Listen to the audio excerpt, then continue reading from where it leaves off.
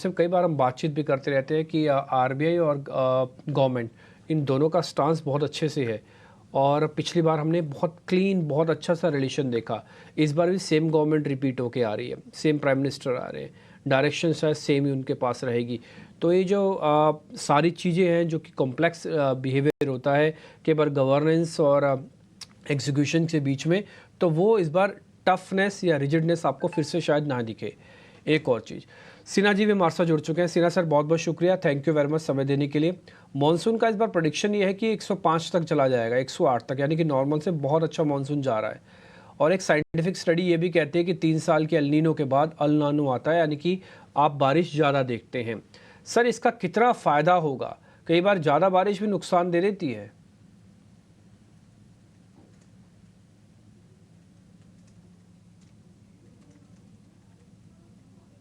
Sir, एक बार unmute कर लीजिए। सिन्हा सर, एक बार अनम्यूट कर लीजिए प्लीज़। या थैंक यू। आपकी बात बिल्कुल सही है कि ज़्यादा बारिश भी कई बार नुकसान देती है। और इस समय ये कहना बड़ा मुश्किल है कि जो मॉनसून का ओवरऑल ट्रेंड होगा, महीने दर महीने वो कैसा रहेगा और ज्योग्राफिकली उसका स्प्रेड कैसा होगा।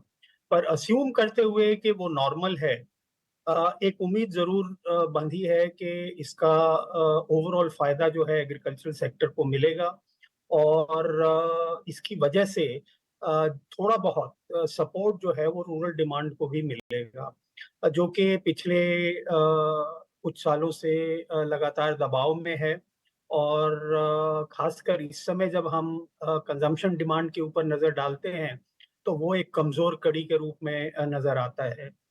तो मॉनसून का ओवरऑल इम्पैक्ट इकोनॉमी के लिए पॉजिटिव होगा, ये मेरा मानना है। और साथ ही साथ इससे जो कंजम्पशन डिमांड है, जो कि अभी पिछले साल का जो आंकड़ा आया है, उसमें ये देखने को मिला है कि जीडीपी ग्रोथ 8.2% है और private final consumption expenditure growth 4% है। So less than half growth है कंजम्पशन डिमांड का, जो कि सबसे बड़ा कंपोनेंट है जीडीपी का फ्रॉम डिमांड साइड से। तो उसको मजबूत करने की ज़रूरत है और उसमें मॉनसून एक महत्वपूर्ण रोल अदा कर सकता है।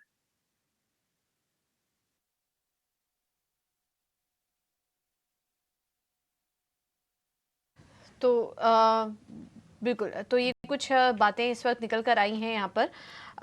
हमारे साथ मेहमानों का पूरा पैनल इस वक़्त जुड़ा हुआ है। कुछ बैंकर्स से भी हम बात करने की यहाँ पर कोशिश करेंगे, लेकिन अमृता, अब आपसे, आप हमारे साथ प्री पॉलिसी भी जुड़ी थी और बात की जा रही थी कि लिक्विडिटी को लेकर भी क्या कुछ बयान आते हैं आरबीआई की तरफ से, उस पर भी हमारी नज़र रहेगी। तो ये जो कमेंट्स आए हैं कि समय समय पर लिक्विडिटी को लेकर आरबीआई कदम आगे भी उठाती रहेगी, ये कैसा लगा बाजार को, और ओवरऑल ये पॉलिसी कैसी लगी? क्या कुछ इंपॉर्टेंट पॉइंट्स आपने नोटिस किए?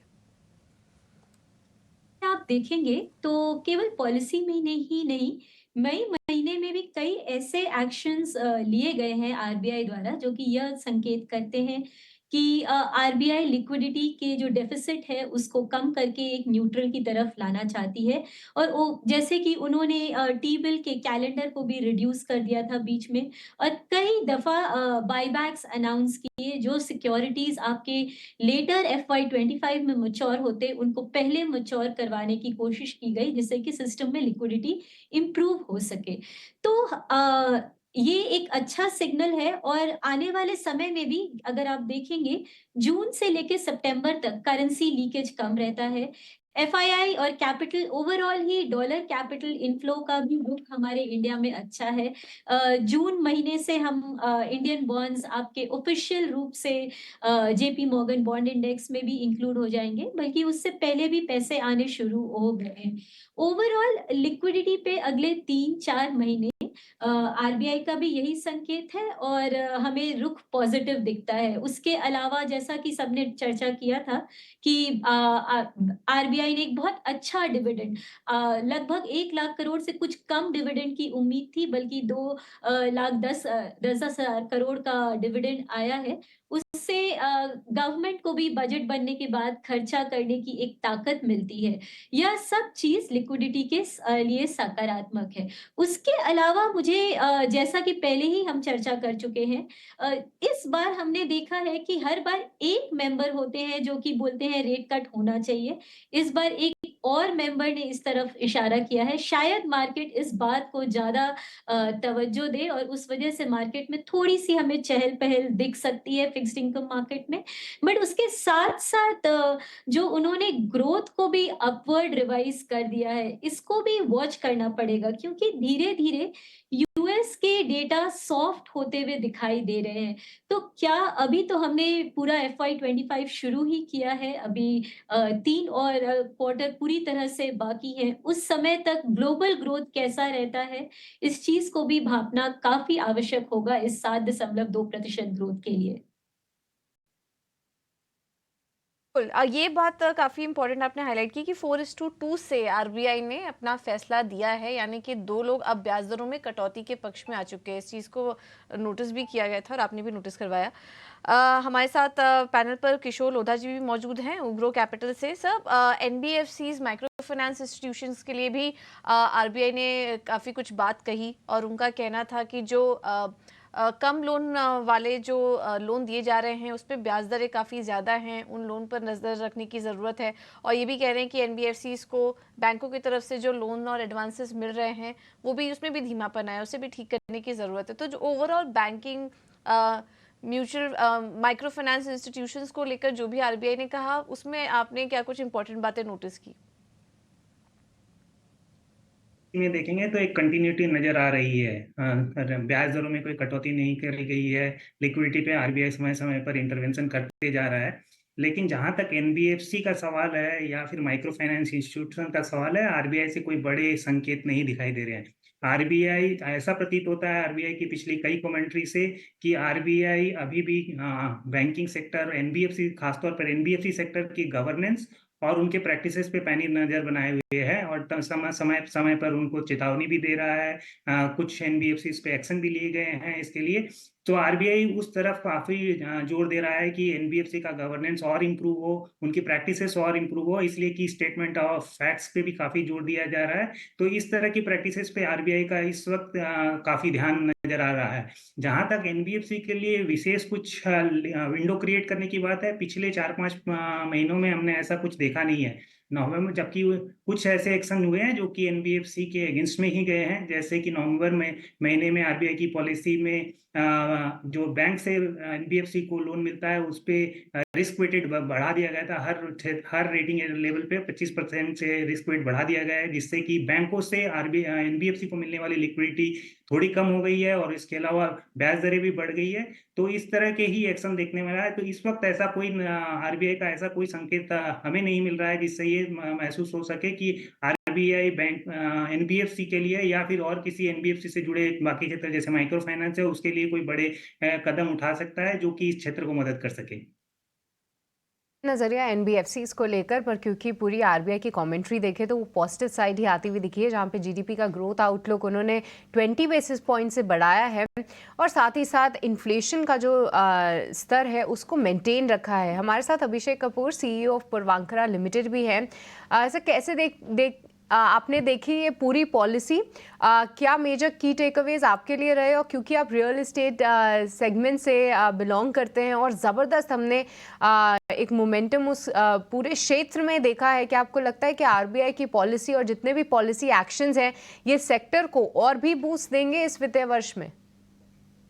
जी देखिए, जो हमें लग रहा है आरबीआई की पॉलिसी में एक स्थिरता है, एक स्टेबिलिटी है और वो एक काफी एडवांटेज देती है पूरी इकोनॉमी को और real estate as a sector, क्योंकि हम तो एक लीडिंग इंडिकेटर हैं इकोनॉमिक ग्रोथ की। और फॉर्चुनेटली अगर आप इसको मॉनेटरी पॉलिसी को ओवरऑल देखें विद फिस्कल पॉलिसी, तो आप देखेंगे कि ग्रोथ और फिस्कल डेफिसिट कम होते नजर आ रहा है और साथ में आपके पास जो इकोनॉमिक एक्टिविटी है वो बढ़ती नजर आ रही है। गवर्नमेंट के पास और एक्सपेंडिचर है खर्चा करने के लिए, कैपिटल है खर्चा करने के लिए। तो अगर आप ओवरऑल देखें तो हम बहुत पॉजिटिव हैं इकोनॉमिक ग्रोथ को लेकर के, और जो ये स्टेबिलिटी है, दूसरे मेजर्स जो ये यूज कर रहे हैं मैनेज करने के लिए, ये बहुत ही अच्छी बात है। दूसरी बात एक मैं लाना चाहूंगा कि अगर आप इंटरनेशनली देखें तो कनाडा और यूरोप में ऑलरेडी एक 25 बेसिस पॉइंट्स का रिडक्शन किया गया है इकोनॉमिक ग्रोथ को लेते हुए। तो मुझे लगता है कि एक ये लीडिंग इंडिकेशन है जो कि आरबीआई कंसिडर करेगा आगे के कुछ क्वार्टर्स में। और मुझे लगता है कि एक समय आएगा जब इंडिया अपनी इकोनॉमिक ग्रोथ की तरफ देखेगा जैसे बाकी देश देख रहे हैं, और करेक्ट डिसीजन लेगा ग्रोथ के लिए। तो मैं काफी पॉजिटिव हूं और ऑप्टिमिस्टिक हूं बोथ इंटरनेशनली और इंडिया के अपने इंटरनल प्रोग्रेस के तरफ। तो एक काम करते हैं, डिस्कशन काफ़ी सारे पॉइंट्स पे हो भी सकता है, लेकिन क्योंकि सभी ने कुछ ना कुछ कैलकुलेट किया हुआ है तो मैं सीधा मार्क्स पे आ जाता हूँ कि इस पॉलिसी में हम मार्क्स कितने दे सकते हैं। हालांकि मार्क्स देना नहीं चाहिए, लेकिन फिर भी समझने का एक तरीका है। अजय जी, मैं आपसे शुरू कर रहा हूँ, अगर आप ये बता पाएँ इस पॉलिसी में आप कितने मार्क्स देंगे? मिस्टर गवर्नर को नहीं, पूरी पॉलिसी को। मिस्टर गवर्नर को हम मार्क्स नहीं देंगे।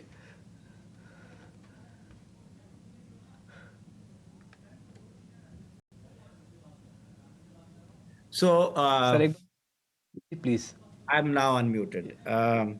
So I think we should give economy marks first, because I think what the governor is doing is responding to how economy is going. And I think on the economy side, we should give ourselves 8 on 10. I think as far as the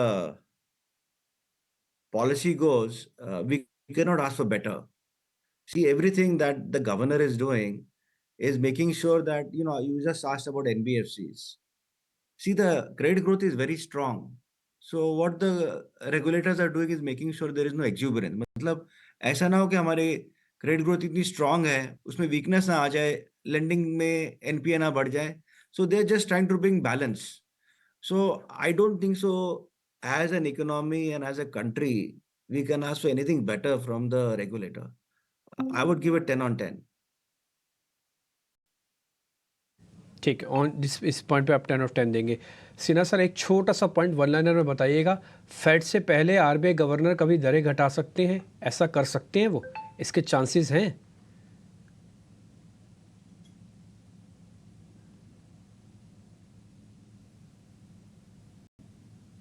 mister Sinha, आपसे सवाल, fade से पहले RBI governor दरें घटा सकते हैं?